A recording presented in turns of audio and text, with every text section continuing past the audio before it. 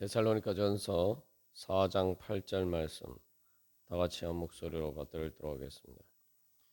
그러므로 저버리는 자는 사람을 저버림이 아니요 너희에게 그의 성령을 주신 하나님을 저버림이니라. 아멘. 하나님은 우리를 거룩함으로 부르셨습니다.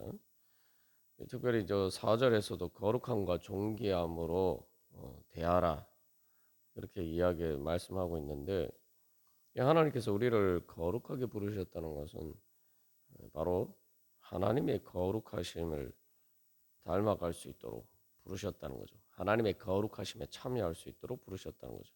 하나님의 거룩하심은 가장 존귀한 하나님의 영광입니다. 그 하나님의 영광에 참여할 수 있도록 우리를 부르셨어요. 그렇기 때문에 그 하나님의 거룩을 향한 부르심은 말 그대로 우리를 존귀하게 여겨 주시는 것입니다. 그렇기 때문에 우리에게 또 성령을 주신 것이죠. 그런데 이 하나님의 거룩하심을 따르지 않고 그 하나님의 거룩하심으로 우리를 부르신 그 하나님의 말씀을 저버리는 것은 바로 그 하나님을 저버리는 것이죠. 그래서 저버리는 것은 거룩하고 존귀하게 대하는 것과 정반대죠. 존귀하게 대하는 것이 아니라 오히려 이제 멸시하는 거죠. 영광을 돌린다라는 것 이야기할 때 영광 돌린다는 것은 존중한다라는 거죠. 중하게 여기는 거예요. 그러나 하나님의 말씀을 저버리는 것은 그 하나님의 말씀을 우습게 여기고 그렇게 무시하고 멸시하는 것입니다. 그것은 하나님을 또 무시하고 멸시하는 것이죠. 그래서 이것은 전형적으로 우리에게 나타나는 그러한 문제들입니다. 예수를 믿지 않는 사람뿐만 아니라 예수를 믿는 우리들도 부지부식간에 그런 경우들이 많습니다.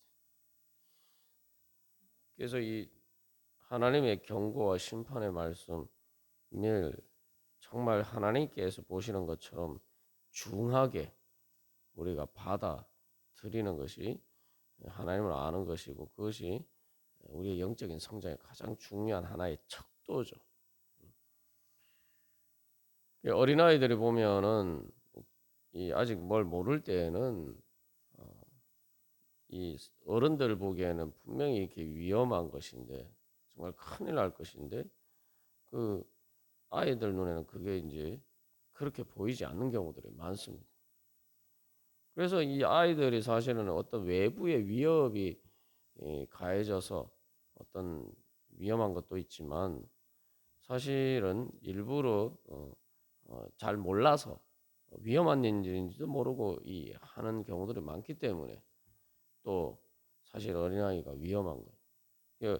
옆에서 어른이 그것을 보고 보호하고 양육하는 사람이 그것을 이렇게 통제해주지 않으면은 정말 어떻게 보면 하루도 살 수 없는 것이 어린 아이들은. 그래서 예를 들면 뭐 뜨거운데 손을 대면은 큰일 난다. 이건 뭐 어른들에게는 상식 중에 상식이죠. 뜨거운데 손 대라고 해도 어른들은 그렇게 하지 않습니다. 어른들이 아니라 뭐 조금만 커도 이제 그걸 인지하게 되는 그게 위험한 줄 아니까 당연히 그렇게 안 하죠. 그러나 그걸 잘 알지 못하면은 이제 뜨거운데 손을 댔을 때 어떤 일이 일어나는지, 화상을 입어서 얼마나 고통스럽게 되는지 알지 못하고 막 뜨거운데 막 함부로 손을 대려고 합니다. 우리가 이 하나님을 저버리는 것도 마찬가지. 그리고 그렇게 우리가 무지하기 때문이고, 또 여기서 중요한 것은 내가 보기에 위험하지 않으니까 하나님께서 위험하다고 말씀하셔도 그것을 우습게 여긴다. 대표적인 게 이제 소돔과 고모라가 멸망할 때에 롯이 자기의 사위들에게 그렇게 하나님의 경고와 심판을 전하고 어? 소돔과 고모라에서 탈출할 것을 권했지만 농담으로 여겼다라고 했어요. 농담으로. 이 하나님 말씀 무시하고 멸시하는 거예요. 여기서 이제 중요한 것은 우리가 살아갈 때에 하나님의 그러한 말씀에 대해서 또 하나님의 말씀을 따르는 성령님의 인도하심에 대해서 우리가 그렇게 무시할 때가 우리가 또 잘 알지 못하는 사이에 그럴 때가 있다는 거죠. 이런 문제들이 이제 뭐 하나님이 직접 나한테 말씀하시면은 내가 안 그러겠지 이렇게 얘기를 합니다. 근데 사실은 다 핑계고 변명일 뿐입니다. 그래서 여기서 사도 바울이 저버린 자는 사람을 저버림이 아니요 하나님을 저버림이다라고 이야기해요. 무슨 얘기냐면은 사실은 하나님을 저버리고 무시하고 멸시하는데 마치 그건 아닌 것처럼 그냥 사람의 말이니까 그렇게 무시하고 멸시하는 것이지 나는 하나님을 저버리는 것이 아니다. 이런 식으로 정당화하고 합리한다는 거죠. 하나님께서 말씀하실 때에 그래서 이 성부 하나님께서 우리를 향하신 뜻을 예수 그리스도를 통해서 계시하고 성령님을 통해서 우리를 인도하십니다. 우리가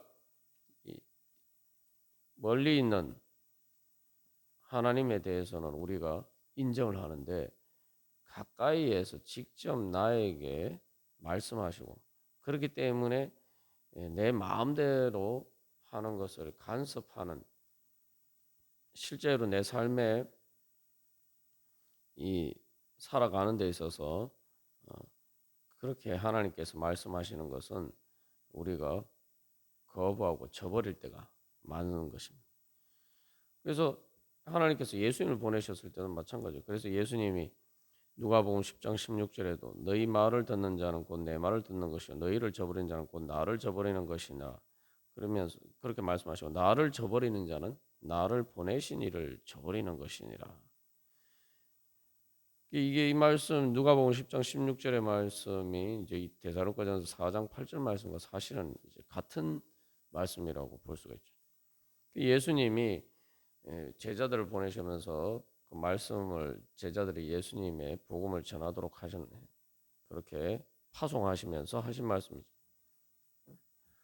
그래서 그 제자들이 예수님의 말씀을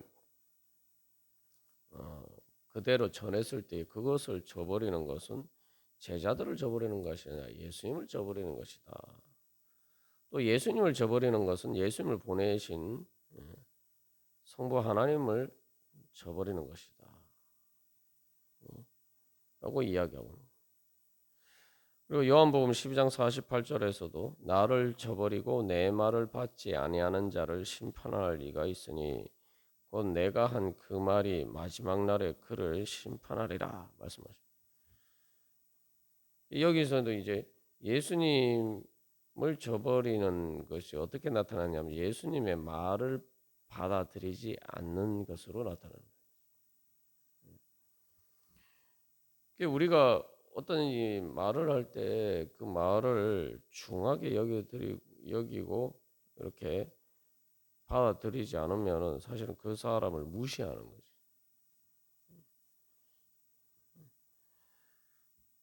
그래서 사람들도 하나님 멀리 계실 때는 다 하나님을 인정하고 하나님을 잘 믿는 것처럼 그렇게 이야기를 합니다. 그러나 이제 예수님이 이 땅에 오셨을 때 정작 예수님이 사람들의 삶 가운데서 함께 하시면서 말씀하실 때 그 예수님은 부인하고 그 예수님이 하나님 보내셨다는 것을 인정하지 않습니다. 왜냐하면은 자기들의 그러한 죄를 감추기 위해서 그래서 어떻게 합니까? 결국 예수님이 하나님이 보내신 것이 아니다. 예수님의 말씀을 듣기 싫어서 예수님 말씀을 통해서 전해진 하나님의 말씀을 듣기 싫어서 그것을 어떻게 정당화하냐면은 예수님이 하나님의 말씀을 전하시는 것이 아니다. 예수님은 하나님이 보내신 자가 아니다. 이렇게 부인한단 말이에요. 그래서 예수님이 이제 그 포도원 비유를 통해서 이렇게 말씀을 해주셨죠. 그래서 포도원 주인이 그 종을 보냈을 때 사람들이 안 듣는단 말이에요. 그 다음에 이제 그래서 아들을 보냈는데 아들이 보냈는데도 그 말을 듣지 않아요.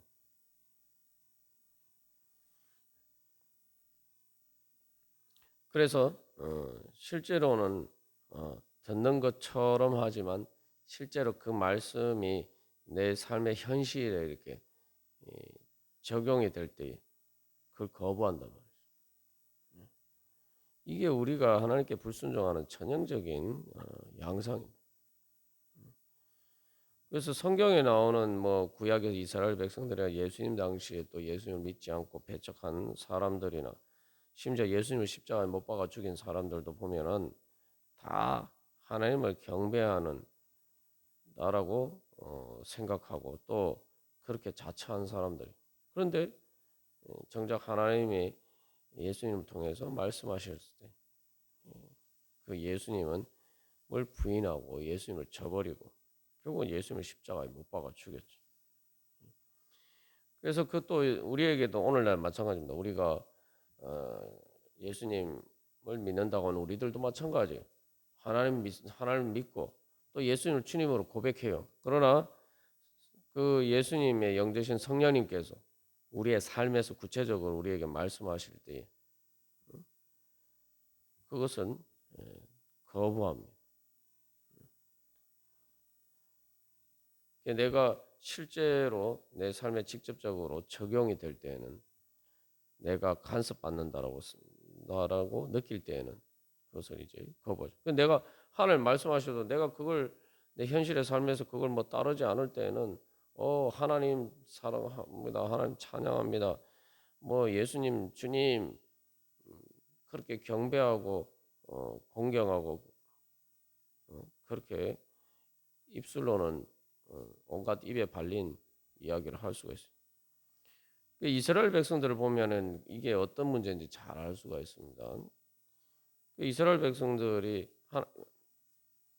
하나님께서 그들을 가나안 땅으로 인도하신다라고 할 때에 홍해를 건넜을 때도 하나님께 찬양하면서 했고 그들이 또한 광야에서 성소를 지을 때에도 그들의 가장 귀한 것을 정말 주님 앞에 드렸어요.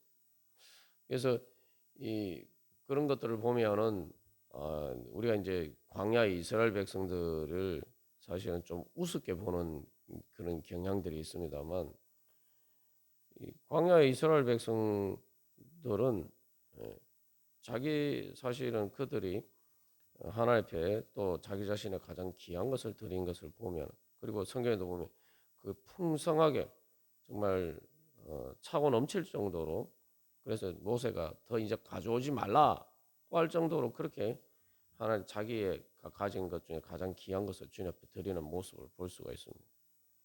그만큼 광야 이스라엘 백성들도 주님 앞에서 헌신된 사람이고 우리가 오늘날 보면 교회에서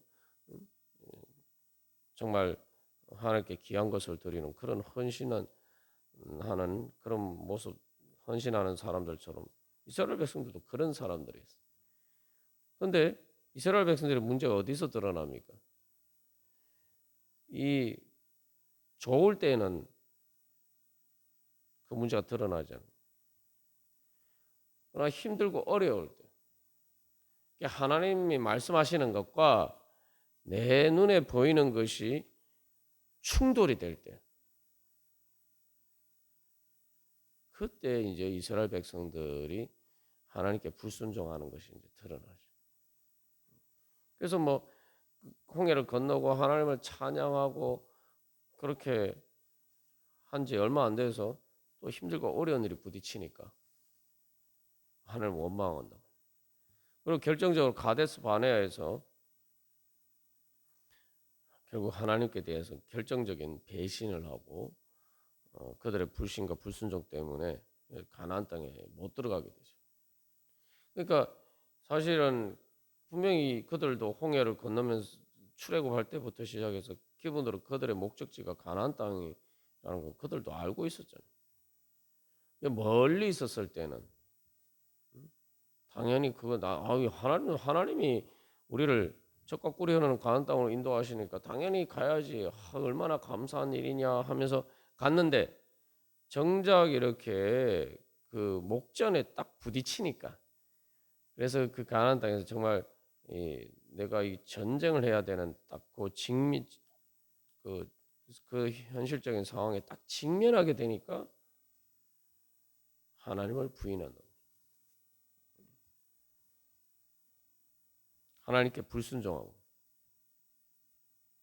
그래서 이게 이제 우리들에게도 나타나는 전형적인 문제들. 우리도 입술로는 하나님 아버지, 뭐 예수님 주님 하고 뭐 찬양도 하고 그렇게 하지만 가장 중요한 것은 내가 결정적으로 내 눈에 보이는 것과 하나님의 말씀이 별로 이렇게 충돌이 안 될 때는 우리가 좋습니다. 뭐 하나님 감사합니다. 찬양합니다. 뭐 하나님께 영광 돌립니다. 뭐 그래요. 그런데 딱 이 하나님의 말씀과 내 자신이 내 눈에 보이는 것과 또 내 생각과 판단과 감정과 내 의지가 욕망하는 것이 이게 충돌이 되면 그때는 그 하나님 그때 내가 정말 하나님의 말씀에 순종하고 그런 하나님의 말씀과 어긋나는 내 자신을 부인하고 그 예수님을 따르느냐 여기에서 진짜 내가 하나님을 존중히 여기는지 아닌지를 알 수가 있는 거예요. 또 구약에 이제 하나님을 멸시했다라고 하나님께서 직접적으로 말씀하시는 사람 중에 대표적인 사람이 그 엘리 대제사장이잖아요. 뭐 엘리 대제사장 겉으로 보면 아무 문제 없어요. 그가 뭐 범죄한 것도 아니고 그런데 왜 하나님이 그 엘리 대제사장에 대해서 하나님을 멸시했다라고 이야기합니까? 바로 이 자기 자식과 하나님을 섬기는 것이 이렇게 충돌을 해야 돼. 그때 하나님을 더 존중히 여기지 않아요. 자기 자식들을 더 존중히 여기죠. 사실 자기 자식을 존중히 여겼다 하지만 자기 자식들이 더 하나님을 멸시하고 범죄하는 것을 그냥 방치했기 때문에 결국은 자기 자식들도 망하게 되는 거죠. 그러니까 엘리 대제사장도 다른 일에 있어서 별로 이렇게 큰 문제가 있는 것으로 보이지 않습니다. 근데 이게 자식들 문제에 딱 부딪히니까 그 문제가 진짜 하나님을 더 존중히 여기느냐 아니냐가 드러난 거죠. 그런 면에서 이제 아브라함은 믿음이 나타나는 거죠. 아브라함은 바로 똑같은 일에 부딪혔을 때에 자기 자식 이삭보다 하나님을 더 존중히 여기죠. 그렇기 때문에 그 아들 이삭도 그렇게 아브라함이 순종하는 것에 같이 순종했기 때문에 바로 하나님께서 이삭을 복을 주시고 하나님의 축복으로 또 하나님께서 인정해 주심으로 하나님께서 바로 아브라함과 이삭을 하나님께서 높여 주셨어요. 여기서 이제 이런 문제들이 오늘날 우리들에게 계속 발생합니다. 그래서 뭐 이런 사실 뭐 어떻게 보면 우리가 볼 때는 뭐 음란의 문제나 뭐 세욕이나 그런 욕망의 격정, 탐욕, 선을 넘어서 형제를 해야 하는 거, 그런 건 나하고 상관없지. 내가 당연히 나는 하나님을 존중하기 때문에 나는 그렇게 하지 않지. 이렇게 생각하지만 중요한 것은 진짜 내 자신의 욕망과 하나님의 말씀이 일치하지 않을 때, 하나님을 따르기 위해서, 예수님을 따르기 위해서 내 욕망을 버려야 될 때, 그때 내가 어떻게 반응하느냐. 그럴 때 이제 우리의 전형적인 방식이 그렇습니다. 사도 바울이 이야기한 것처럼 데살로니가 교회 성도들도 그렇겠죠. 그 하나님의 말씀에 대해서 그것을 하나님의 말씀으로 인정하지 않는 거예요. 그러니까 나는 하나님을 인정하는데 그 하나님이 말씀하신 그것에 대해서는 그것은 하나님의 말씀이 아니라고 생각하는 거예요. 그런 식으로 나는 하나님을 저버리지 않았어. 내가 저버린 것은 그것은 하나님의 말씀이 아니야. 이런 식으로 자기 자신을 포장한다 이 말이죠. 그러니까 이런 문제들이 보면은 사실은 계속 성경에 나타나는 문제들이에요. 그래서 이게 우리가 정말 결정적인 순간에 내가 하나님을 저버리냐 아니면은 내가 하나님 말씀에 따라서 내가 하나님이 버리라고 한 거는 내가 정말 버리느냐. 이 사실은 그런 문제가 결국은 이 하나님의 말씀에 순종하고 선악과를 따먹지 않느냐 아니면 선악과를 먹느냐. 사실은 그 문제예요. 선악과라는 게 뭡니까? 동산 모든 나무의 열매를 하나님 먹게 하셨잖아요. 그런 문제들에 대해서는 하나님하고 아담과 하고 별 문제가 안 돼요. 근데 하나님이 하지 말라고 먹지 말라고 하신 그 문제에 대해서 아담과 하와가 이제 보는 게 달라지면 그때부터 문제가 생기는 거죠. 그래서 그런 감추어진 문제가 계속 우리 안에 있습니다. 우리가 영적인 성장의 과정에서 계속 그런 부분들이 이제 드러날 때마다 우리가 진짜 내가 혹시 그렇게 내 자신을 합리화하고 있지 않는지, 정당화하고 있지 않는지, 내가 진짜 하나님의 말씀을 존귀히 여기는 건지, 아니면 하나님의 말씀에 따르기 싫어서 그것을 하나님과 분리해서 그렇게 하는지, 그래서 내 자신을 정당하고 합리화하는지 우리 자신을 돌이켜봐야 돼. 그래서 멀리 있는 그런 권위에 대해서는 내가 인정하는 것처럼 보이지만 정작 실질적으로 내가 그 행할 때는 그렇게 하지 않는 거죠. 그래서 이게 이제 부자 청년의 경우도 마찬가지. 부자 청년이 자기가 뭐 하나님의 뜻에 따라서 뭐 다 행했다 이렇게 이야기하잖아요. 그런데 정작 예수님 말씀하실 때 자기가 동의하는 부분에 있어서는 당연히 순종하고 자기 나름 하나님을 열심히 섬긴 거죠. 그런데 예수님이 네 재산을 다 팔아 걸어서 나눠주고 나를 따르라 말씀하실 때 사실 이제 그것은 뭐 우리가 생각할 때 뭐 그렇게 자기 재산 다 팔아서 예수님 따르라고 하면 누가 따르겠냐 이렇게 생각하지만 거기서 그렇게 생각하면 그 말씀 우리하고 별로 이렇게 적용이 안 되는 거죠. 그 말씀에서 사실은 우리에게도 동일하게 적용되는 부분들은 바로 내가 주님과의 예수님과의 관계, 예수님을 따르는 데 있어서 내가 정말 예수님이냐 아니면 그 부자 청년의 그러한 재물처럼 그렇게 그 두 가지 선택에 있어서 내가 뭘 따를 것이냐 했을 때에 선뜻 나는 예수님 따르겠습니다. 이렇게 해야 되는데 그렇게 하지 못하도록 만드는 그래서 부자 청년이 근심하면서 갔다고 하는데 그렇게 근심하도록 만드는 우리 안에 우상들이 있다. 그건 제자들도 마찬가지죠. 부자 청년은 그렇게 예수님 못 따르지만 제자들은 그렇게 예수님 따랐어요. 그런데 제자들도 예수님이 겟세마네 동산에서 잡히실 때 예수님이 십자가에 못 박히실 때 제자들도 결국은 예수님을 버리고 예수님 부인했잖아요. 그들 안에 감추어지는 우상들이 드러나요. 결국은 그들이 베드로가 예수님 부인한 것처럼 그래서 예수님을 저버릴 수밖에 없었어요.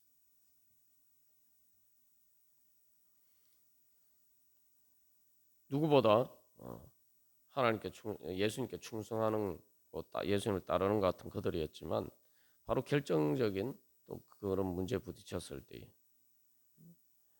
그들은 그 예수님을 저버렸죠.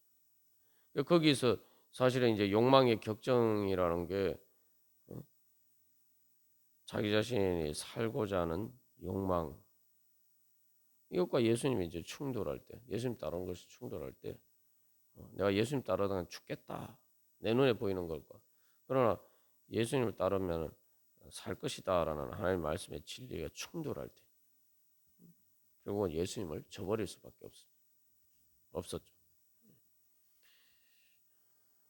이게 이 다윗도 사실은 그런 문제죠. 바세바의 가를 통해서 이제 범죄하게 됐을 때에 그 다윗의 문제도 마찬가지. 그 다윗 안에 감추어진 문제가 사실은 또 그렇게 드러난 것이죠. 문제는 이제 그런데 그걸 계속 저버리느냐, 아니면 회개하고 돌이키느냐. 이제 결국 이제 그 문제죠. 그래서 우리가 오늘도 주님 앞에 나갈 때에 정말 내가 하나님을 저버리지 않는가, 예수님을 저버리지 않는가. 또 하나님과 예수님은 안 저버리는 것처럼 하면서 정작 내 삶에 구체적으로 오늘 나에게 말씀하시고 나를 인도하시는 그런 성령님은 저버리지 않는가. 또 내가 성령님 안 저버린다고 하면서 또 사람들을 통해서 내가 깨닫지 못해서 내가 부족해서 사람들을 통해서 교회를 통해서 뭐 설교 말씀이나 그런 것들을 여러 가지 그런 하나님의 은혜의 수단들을 통해서 나에게 말씀하시는데 그런 것들은 무시하고 저버리지 않는 내가 의도적으로 저버리지 않지만 그러나 내 귀를 닫고 귀 기울이지 않고 중하게 여기지 않고 한 귀로 듣고 한 귀로 흘려버리지 않는 것. 그게 사실은 저버리는 거죠. 한 귀로 듣고 한 귀로 흘려버리는 거. 그게 사실은 설교 말씀이나 우리가 교회의 은혜 수단을 통해서 하나님 그 주시는 찬양도 마찬가지고 그런 하나님 주신 모든 은혜 기도하는 시간을 모든 그런 시간들을 우습게 여기고 크게 내가 집중하지 않는 것도 하나님의 저버린 거죠. 그때 계속 성령님이 통해서 하나님께서 우리에게 말씀하시는 것이 있는데 그 저버리는 거예요. 사람들이 그런 부분을 잘 인식하지 못해. 나는 하나님만 저버리고 내가 언제 하나님을 저버리고 무시하고 멸시했느냐. 여러분 근데 이게 상식적으로 생각해 보면은 너무 당연한 거 아닙니까? 여러분들이 내가 어떤 말을 하는데 상대방이 전혀 그 귀담아 듣지 않고 엉뚱한 소리하고 동문서답하고 너 뭐라고 얘기했는데 바로 앞에서 이제 두 사람이 이제 대화한다고 해서 막 얘기를 했는데 그 상대방이 내가 뭔 얘기했는지도 몰라요. 그러면 여러분 어떻게 느껴지시겠어요? 여러분이 존중받는다고 생각하십니까? 아니면 여러분이 저 사람이 날 무시하는구나 이렇게 그런 생각이 드십니까? 우리가 이게 기본적인 자세부터 이게 바꿔야 돼요. 그래서 우리가 오늘도 정말 하나님을 존중히 여기고 정말 하나님을 거룩하게 여기는 가운데 하나님께서 우리를 그 거룩한 영광 가운데로 우리를 존귀하게 불러주시는 그 은혜에 우리가 참여하기를 간절히 소망합니다. 다 같이 기도드리시겠습니다.